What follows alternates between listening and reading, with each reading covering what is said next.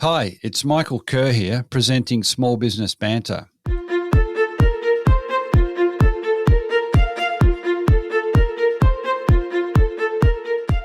Welcome into this very special edition of Small Business Banter Community Radio and Podcast. We're going to be running a 4-episode series on cooperatives, and the series is brought to you by the Business Council of Cooperatives and Mutuals. Melina Morrison from the Business Council of Cooperatives and Mutuals. Over to you. Thanks, Michael. And we are just thrilled to be sponsoring this 4-episode series because co-ops, as you know, are really important. They're especially important to small business owners that need to come together to collaborate, to get more of the supply chain or to export or scale and all of the other things that we need to do with other people. So in the 4 episodes, we'll be hearing interviews that you've done, Michael, with people behind 4 new cooperatives. And you're digging down on why and how they came about in the first place, why they chose the co-op model, and the difference the co-op structure is making in their business and to their community, of course, because it's all about people before profits. So if you are a current or prospective cooperative and you'd like to learn more about how they run, I really encourage you to listen in and get inspired and learn from others who are actually doing it right now. You can listen to this episode or any of the others by searching up Small Business Banter on your favourite podcast app.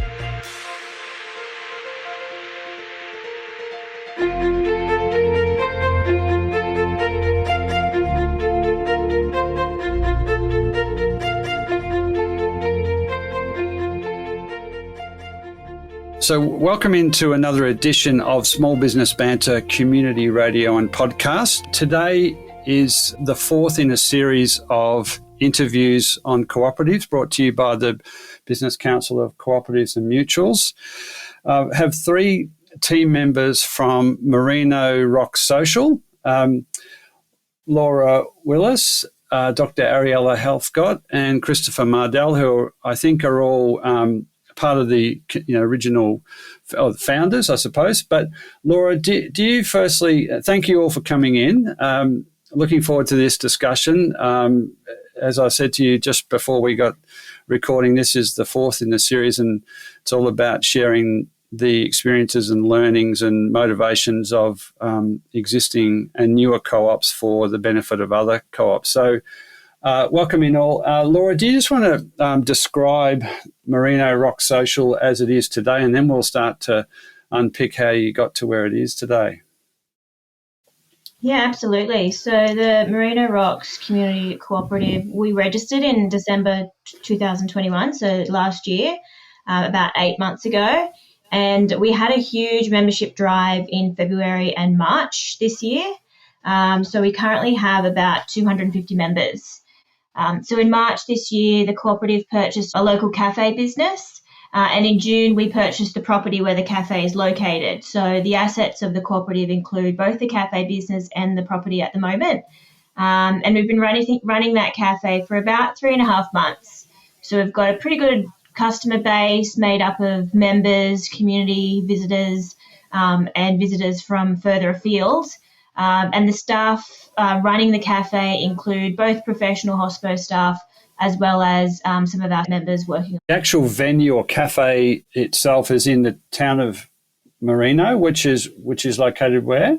It's located about 25 minutes south of the Adelaide CBD, just on the coast. In reading the history of a business has operated out of there for quite a long time now, hasn't it? So it sounded like it was a key part of the local social and commercial infrastructure, and then your ownership is only kind of quite recent. So what's the history of the business, the building, and how the community was so attached to it?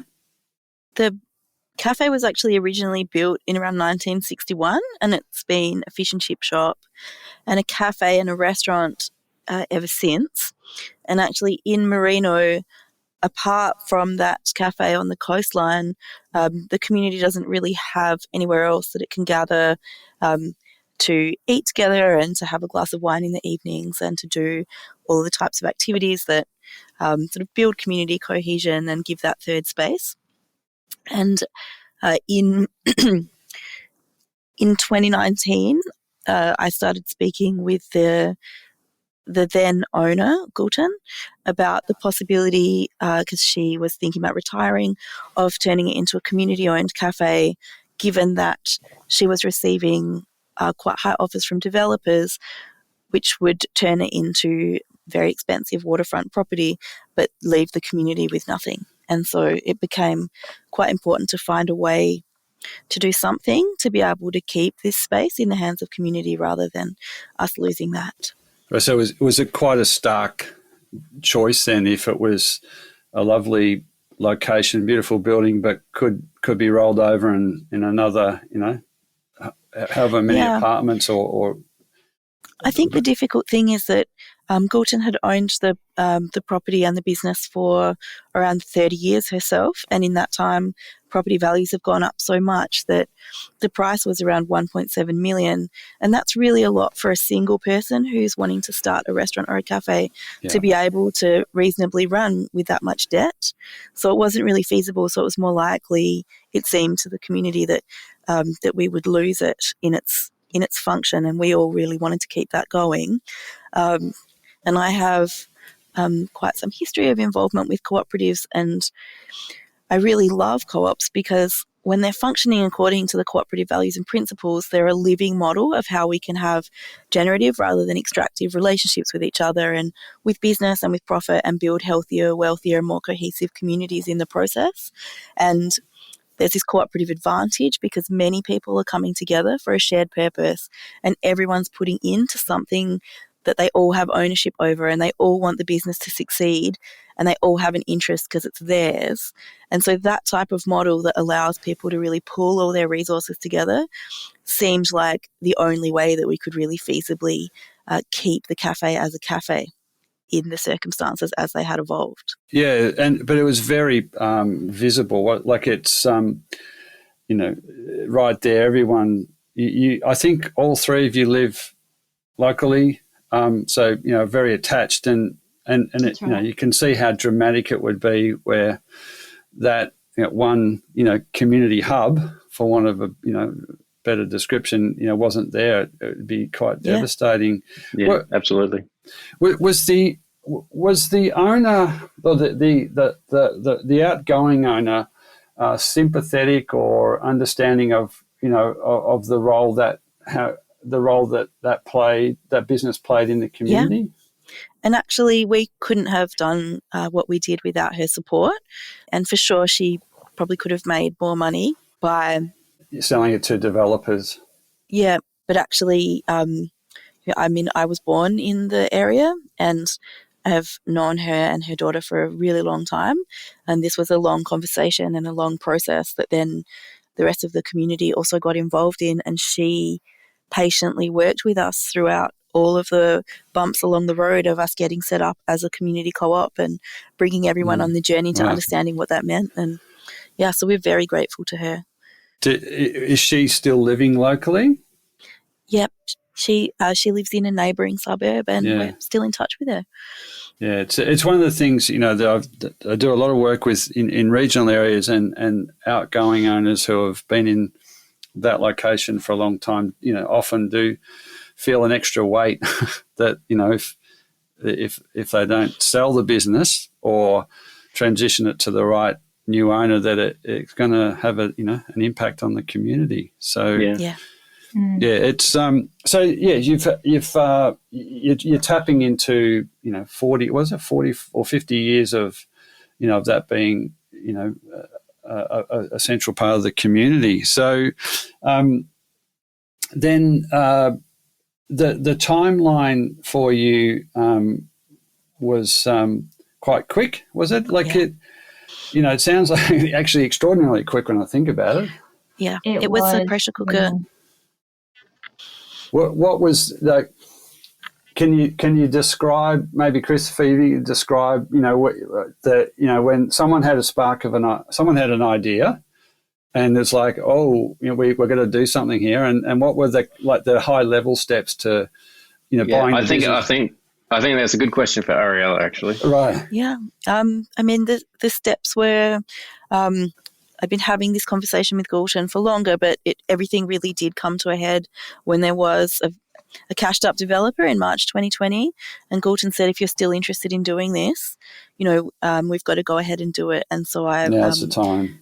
Now's the time. So I went and discussed it with all of my immediate neighbours and people that I knew living quite close by to canvass the idea, and began the process of researching and developing what could be the exact model for this co-op. I launched in July 2021 really publicly and invited everyone to a meeting. We had more than 200 people attend our first meeting, including our local MP. And within the space of time from that first public launch in July until the co-op was formed, I think we got our registration just around December. The end of the year, December. And then in January, we were able to register a bank account and begin the process of actually acquiring the business and the property. And we acquired it on the 31st of March, by which time we also, the business at that time, by which time we also had more than 100 members, which just continued to grow.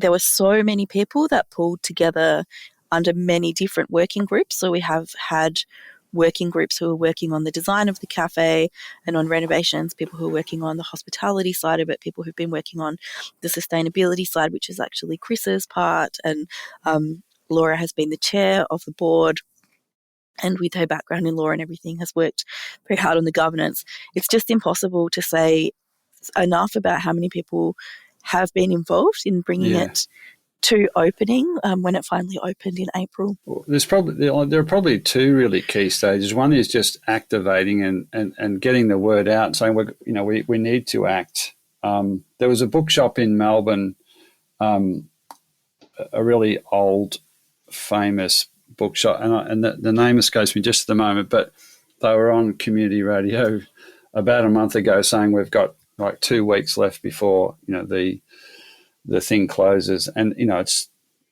I felt terribly for them, but it was also, that was like incredibly last minute. But so there's two stages. You've had to get the word out, however you did that. Get enough people together to drive this process, to think about how you're going to structure the business, how you're going to create the cooperative, and then then once you've operationalised, there's a whole other level of involvement. So well, I mean, about that, I would just say there was just so much work that went into that community engagement and into the formation of everything, which meant that by the time we were finally registered as a co-op and acquiring the business, we basically hit the ground running because we'd already done all of that work.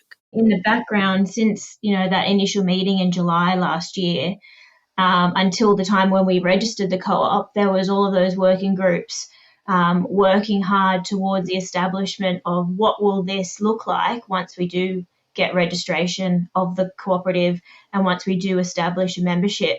So we had investment already from the community in wanting to work towards this project and work together on it, which was great. So you were trialing all of that governance, in real time, basically. Yep. And we had our logo. We had, there was just so much practical work that was just being done all completely voluntarily by everyone, just based on the vision. And we did have a huge community visioning session in the local community hall. Yeah. So people knew what they were getting behind. And who were the other local players and people that wanted to get involved? Were there others? Do you have a local? Yeah. So I mean, in the first place, there was initially a group of 8 women that all live very close to each other. That included myself and Laura, and then we gained a lot more, all kinds of people involved. In terms of the players, it really is just, there's a very diverse community that live around the cafe and in surrounding areas, and I find it difficult to talk about players as such. I would rather just say that there's just a lot of different families and individuals, and that people what's amazing about this is actually that in spite of everyone's differences, because there are plenty in different ways, we've got a spectrum of ages, spectrum of political orientations, a spectrum of wealth, ethnicities, everything, and yet this really gave everyone something that they're pulling together and coming together to achieve this purpose in spite of all those differences. Okay. We might just go to some of the operating principles, I think, but just on today's edition of Small Business Banter Community Radio and Podcast, the Business Council of Cooperatives and Mutual Special Edition, talking with three of people from the Marino Rocks Social, so Laura, Ariella, and Christopher. We've just, that's it just sounds like a incredibly vibrant thing to be a part of, but also I'm sure incredibly hectic and stressful at various times. But and you've taken on a significant operating business. I think I did a count of the number of different revenue streams, if you like, out of the business. It's a cafe, restaurant, bar. It's a general store. Has a small brewery. It's an art gallery, a makers market, charging station. You run workshops. It's a fairly diverse and no doubt complex operation. But seeing above that, you've got the cooperative structure, but then the operating principles must have been pretty foundational as well for you to drive everybody and to make sure they're on that you're all on the same page. I think I'll just clarify that some of those things are still on the drawing board or in the pipeline. So we haven't got all of those up and running yet, but they're all part of the vision. Yeah, I didn't want to. I've broken. We don't have a charging station yet, but actually we've got elements of everything else. Yeah. I think one of the things that the fact that this was kind of built with a consultation with the community from very early in the piece means that what we're working towards is a kind of combined vision that comes from what the whole community wants to see happen. So I guess we're trying to tick a lot of boxes in terms of what people want to see. And one thing was really clear from early in the consultation, which I was there at that first meeting, is that people want this to be something that really builds a community, that's a really sustainable business or cooperative. And so we're really trying to make sure that those and other principles are kind of covered throughout the co-op and throughout everything that we do, and really trying to walk the walk, walk the talk, and not just pay lip service to those things. Yeah. And the fact that the members who are making this thing work, they're the people that wanted it to be this. So there's a real natural drive for the people that are involved to kind of make it the thing that we originally wanted it to be. Yeah. Okay. So what are some of those principles? I mean, I think sustainability and do you want to just talk through some of those purpose, organizational purpose, or high level purpose agendas and objectives? Sure. Sustainability just as a concept is a really broad idea. It covers lots of areas. So one thing is that we want it to be something that's accessible to everyone, not just for wealthy people, that people from all walks of life can come to the cafe and enjoy it. We're trying to source sustainable food and right across the board in terms of waste minimisation, the cleaning chemicals that we use, that sort of stuff. We want to make the whole business sustainable. Locally, I think the original business was about local seafood at some point in if not the whole time, and so that is in some ways continuing a bit of a tradition. Absolutely. Yeah, there's still quite a lot of seafood on the menu, and where we can, we're sourcing that locally as much as possible. Yeah.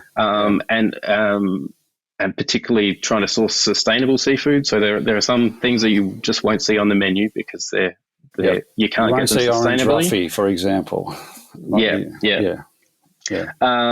Yeah. So really, there is really a focus on the local. We've got people coming and performing in the evenings. We've got people DJing and singing, and they're all local people. We're trying to engage with other local businesses in terms of the things that we sell in the store at the entrance. And trying to connect with other parts of the community, especially businesses that have a kind of shared vision in terms of community building and sustainability. And are those sorts of organisations that you're referring to there, Christopher? Are they like food producers, or are they what kind of other businesses are you linking into the to the network? They're food producers. We're connecting with local artists. We've got a local artist who's exhibiting at the moment as part of the Sala Art Festival, and there'll be other artists that we'll be working with in the future. Musicians and other performers. In terms of tradies, everything actually. Yeah. So there's around 200 members, and there was a networking event where everyone who had businesses locally and were members just came and just supported each other cooperatively. It's another layer, because that wasn't even about the cafe. It was all of these other businesses seeing how they could cooperate, and they were all giving each other discounts just because of being members of our co-op. It was one of the most beautiful things I'd ever seen.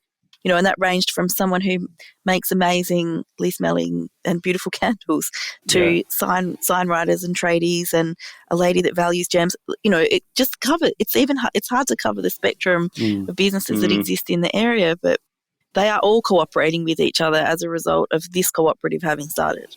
Yeah, it's fascinating when you dig down how many interesting small businesses and micro businesses there are, and to help them kind of create awareness amongst each other it must have been really really uplifting.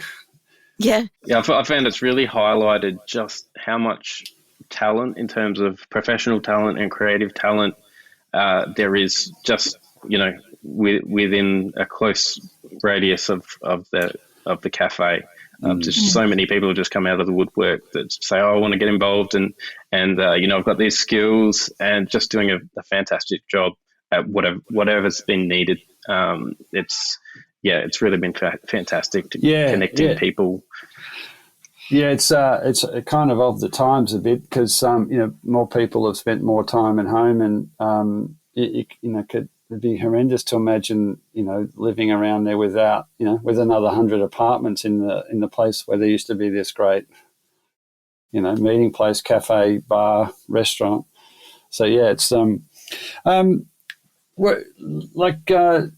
terms of managing a fairly complex operating business. So you've got some purpose and principles about the sustainability we talked about. You've got a cooperative structure.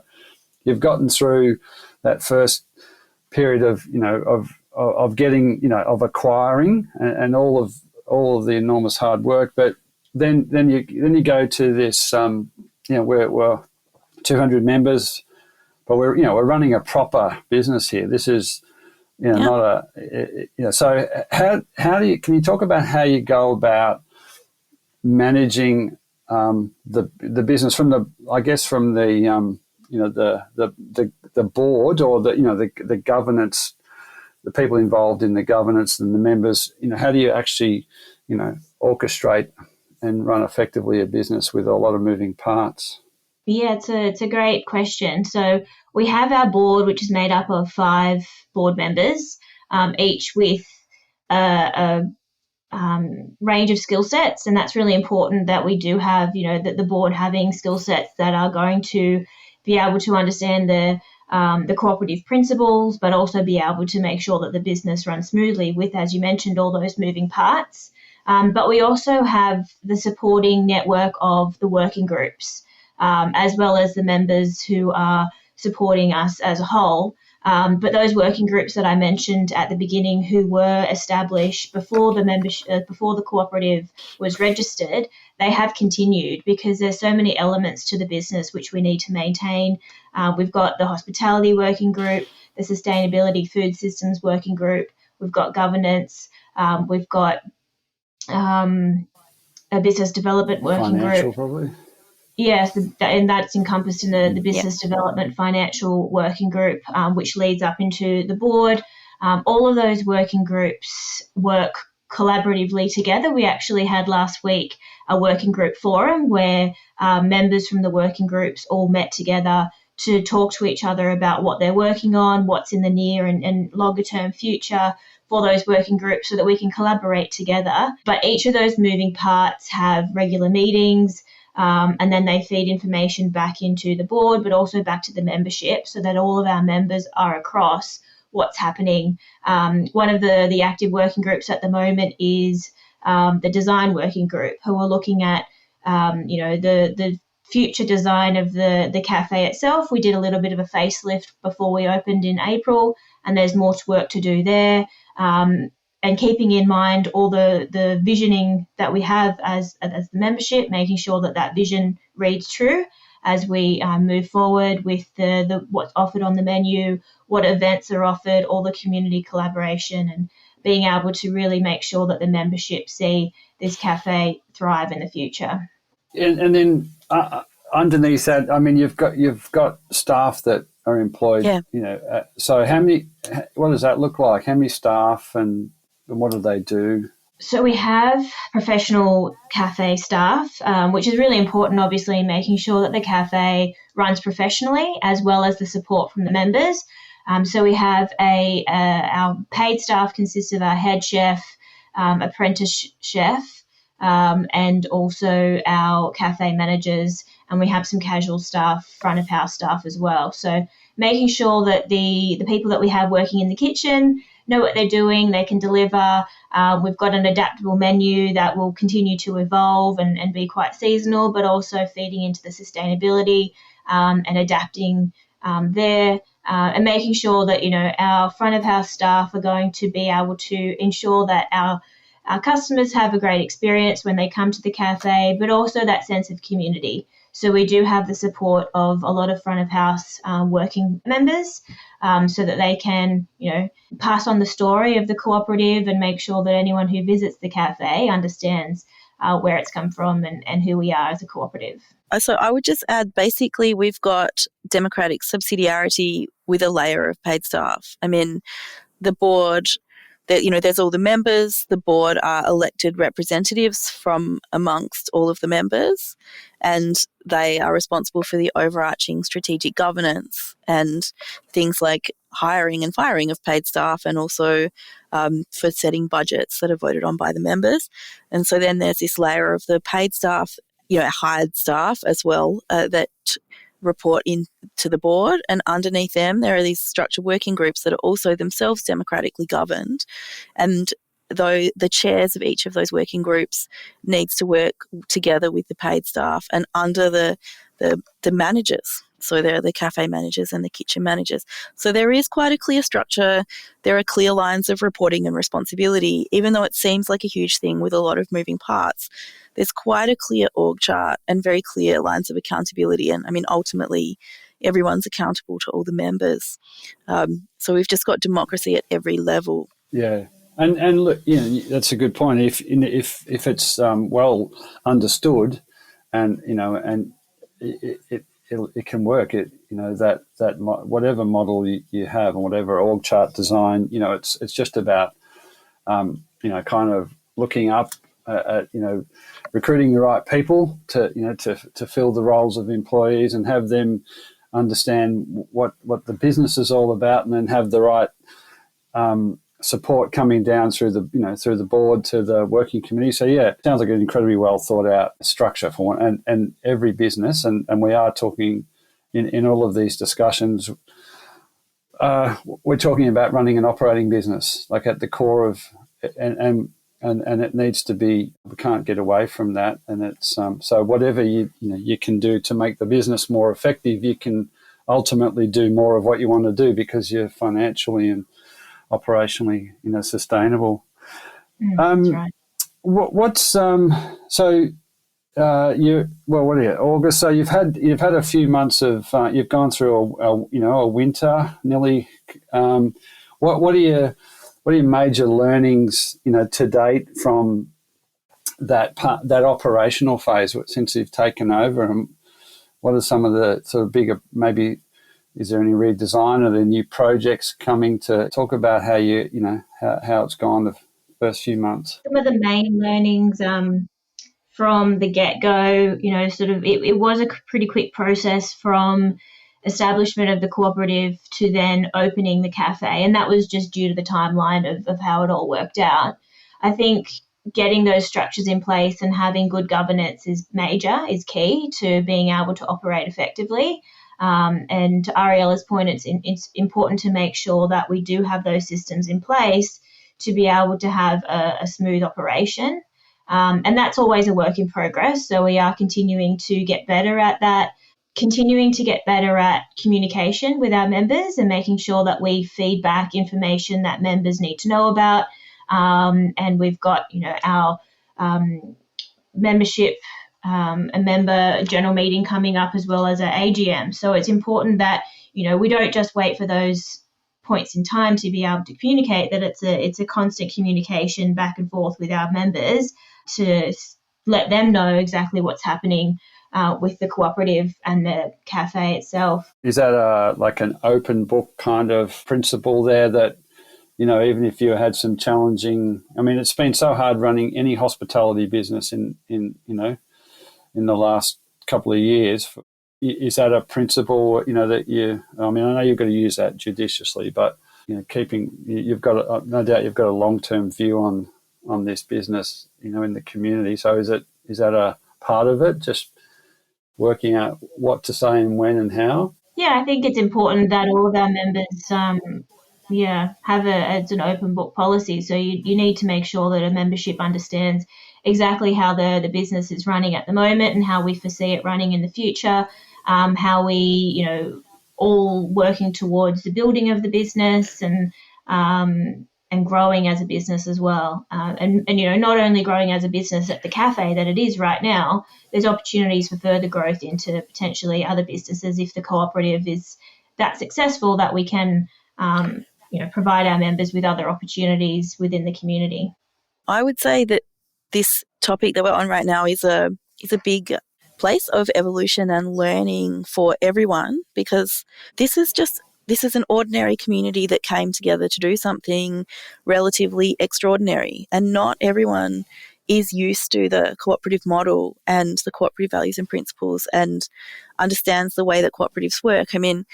In the standard business model that we're used to, you've got a small group of people who are the owners of the business, and they maximise their profits by maximising the amount of productivity that they get out of their staff and their assets, while minimising their costs in that process.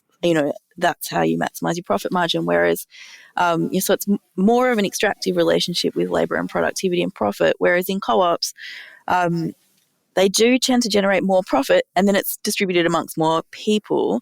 But rather than this sort of squeeze on productivity, you're basically generating your profits because there are so many people that are adding value and working for the success of the enterprise, and everyone puts in more because it's theirs. There's this intrinsic motivation that comes from building your own enterprise and doing something for a satisfying higher purpose, and knowing that you're enriching your entire community rather than just enriching a few people. Like, it's literally something that we're all doing for all of us. So you see people bringing in so much more of themselves and, putting in extra all the time because of it. So it's really a different thing, but I would say that not everybody understands that cooperative model and how it works and how it generates profit differently to perhaps things that we're used to. And that, my biggest learning from this has actually been that, so one of the cooperative principles is actually educating your members and your community and everyone about co-ops and how they work, and about the cooperative values and principles themselves. The importance of that has been one of my biggest learnings. And, because sort of the first cooperative principle is about democratic governance, and you actually can't have functioning democracy without freedom of information and freedom of speech and freedom of association, that these questions that you were asking before about what policies are there about providing members with information, they're not members of a club, they're actually owners. Like, these people have put in $10,000. Like, the risk is shared between everyone sort of equally. They're activated and interested and engaged at a couple of levels at least. As you say, it's about continuing co-ops. At the minute, it seems, with the work that Melina Morrison is doing at the BCCM, there's it really is a wonderful time for cooperatives, but in part it's driven by in communities these sort of challenges that you face, which was, it's so easy to turn real estate into, a real estate that used to be a bit of real estate used to be a business into more real estate, and it's incredibly expensive for a new owner, as you said right at the beginning, for somebody to come in and buy, who could be a perfectly good business operator, but they don't have the funds. In some communities, coastal in Victoria where I am, there are good businesses for sale, but the real estate to actually live there is off the charts, and it just doesn't add up. And you kind of just see this, it's a real challenge. So, one of the other big, probably, as you get out more into regional and rural areas, is affordable real estate to live in if you're going to be a business owner, and affordable real estate potentially to buy the business premises. But the challenge there is, has been to get people to want to move from somewhere to a regional area. And that's definitely been happening more, but that whole succession thing for those owners is tricky. And see, we've mentioned this in every one of these 4 podcasts. The Sea Lake pub in Victoria was it went past where you were. It was for sale. No one was going to buy it. So can't have a town without a pub. So it was very much a case of, well, if we don't do it, it's not going to happen. And then you take away that bit of the commercial and social and infrastructure, and then something else will tip over. So there's a few competing forces here, but the power of a community wanting to do something, being compelled, is all powerful. In terms of things that are unexpected benefits, I'm sure you've all put in a power of work, continue to put in a power of work, but were there things that have come about that you didn't quite, you couldn't quite have imagined, that you're really even more pleased about, and aside from taking on this monumental task of buying the building and operationalizing the business? We didn't even know each other, even the 3 of us on this podcast. We only know each other because of this. Yeah.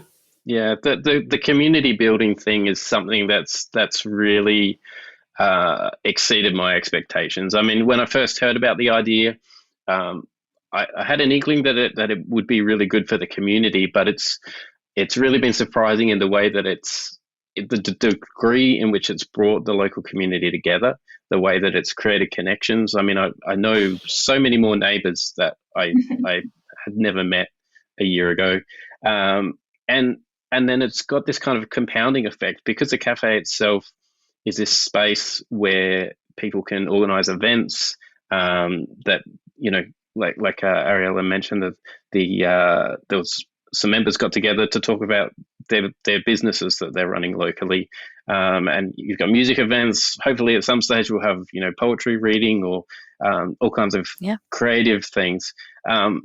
These things bring people together who have common interests, who are trying to achieve the same thing, in a way that I think in recent times a lot of the community building stuff has been happening online.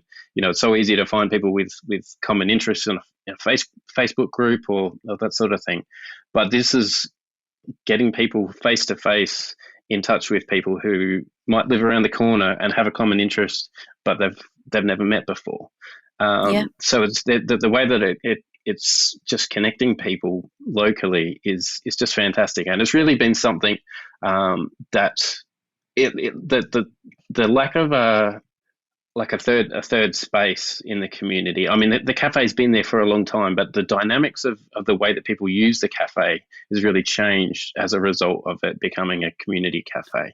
A little bit like a town hall or a meeting place where you might go there. You definitely go there for coffee. You might go for a meal, but now you might go for a bit of catch up with and talk about networking, or I don't know. I mean, you obviously have all your own governance meetings and working committee meetings there, and but it's much more like I go down there sometimes, and instead of working from home, I'll go and sit on the balcony and look over the sea and work and have a coffee. It's your place. You can feel okay about doing that. But also go and hang out with friends, go and have go for a bike ride and finish up there for a coffee. We could do that before, but just the way the space is seen by people, I think has really changed its usage in a really positive way. Yeah. How much physically more can you put? Like, have you got kind of expansion room, in the building, there's outside or inside? Yeah, there's a little bit of space that we could extend. It is 2-story at the moment, so it is a pretty decent sized building. It's got 180 people capacity, which we've actually recently increased our liquor license to that 180 capacity as well. So trying to use as much of the space as possible. There's a big balcony upstairs, so you've got that indoor-outdoor seating, and it looks over the beautiful Marino Rocks coast. So we're right on the water. It's a beautiful outlook. It's definitely a draw card for lots of our members and visitors. And as the co-op grows, there's the potential to acquire land close by, even if it's not exactly connected to the cafe itself. There's certainly been talk of, wouldn't it be nice to have community garden that feeds into the cafe somewhere? So many different ideas, and there's not really any limit to what you could do in terms of spatially expanding, as long as you don't only look at just exactly the borders of the property, because it is surrounded by houses. Yeah, it looks absolutely stunning. The pictures on the website. So I live on coastal Victoria, and I'd like to see the water every day. And you can I've got a couple of places that look similar. You can go and sit there and take in the ocean. It's pretty powerful, and lucky to be able to do that. The operating model. I know there's a lot of community. Let's not even call them co-ops. Community groups. Where there's this sort of dichotomy between, the leaders of the community group, and then the operational parts of whatever. It might be running a sports club. I'm vice president of a local cricket club, and we have a very big facility that we have access to 6 months of the year. But the committee of the cricket club also tends to be the chefs on a Thursday night and the bar, staff on a Thursday and Saturday night. So with you, maybe it's just such a large venue that you just had no other option than to, kind of put in place that organisational design to get, paid staff. But I'm interested in, at any point was there consideration that it's too risky to put on a whole bunch of staff, or are you just going to do it yourself for a while? I think it was a little bit different to that, in the sense that, like in my case, professionally, I run a lot of large projects with a lot of moving parts, where having subsidiarity and having clear work streams with clear lines of responsibility is the way that things are organised, and that simultaneously with wanting to give people as many opportunities as possible to be actively involved, rather than it just being a small group of people doing everything. A lot of our members and the people who are on the board or in the working groups have full-time jobs as well. So there are definitely some people who are contributing, who are working, extracurricular hours outside of their full-time jobs. to contribute in that way. But I guess we need that core staff group who are professionals to be able to bring that service to the customer base, but also with the support of those community members and bringing in, that additional work that we can. I mean, having the expertise along with the support that we have from the community allows us to collaborate together and bring that sense of community to, membership who visit the cafe are served by other members as well. Can I just ask, in terms of the advice, the work you did with BCCM, can you just talk a little bit about working with them? Now, obviously, with this series, we're wanting to activate other community organisations to think about, and see that it's feasible to create a cooperative and do some of the good work that you're doing. So how did you work with them? So we reached out to BCCM. We originally were using the BCCM resources online to help us build the cooperative rules and the disclosure statement and transition those across to the specific South Australian model. It's just really, really clear that if we only had the money that people have put in, we wouldn't have this. That's probably a really fitting note to sit on and finish up this conversation, because that, it just says everything about getting the right, people together and putting all those things into place. It's just takes a power of work by really good people that are, share the vision. Hearty congratulations to you all on what you've done. We will close it up. Thank you all for your time. A couple of things. Can you just point people to where they can have a look at the Marino Rocks Social website, firstly?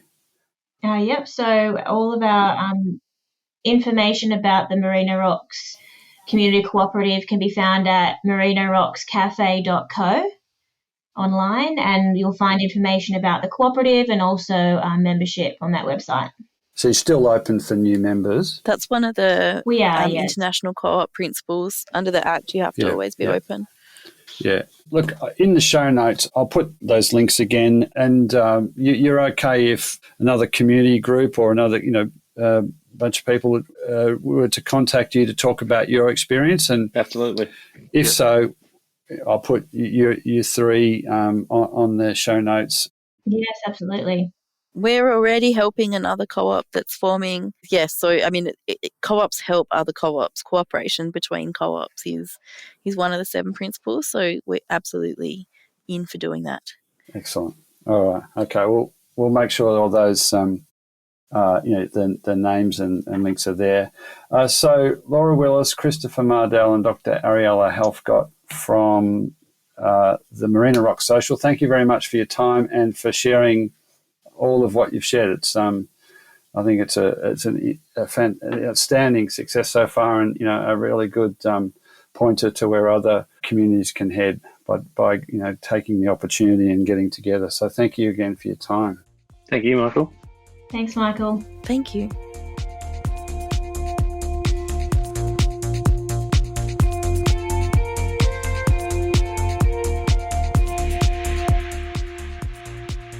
Well, what a great conversation. And thanks for listening in to this episode, which is part of a 4-part series on co-ops brought to you by Michael Kerr at Small Business Banter and the BCCM, the Business Council of Cooperatives and Mutuals. And if you're interested in setting up or running your existing cooperative, we love to help you, and we have lots of tools, information and advisors. You can find everything you need to know about how to contact us on our website, which is bccm.coop. That's co-op or coop. And you can listen to the rest of this interview or search up any of the others on Small Business Banter on your favourite podcast app.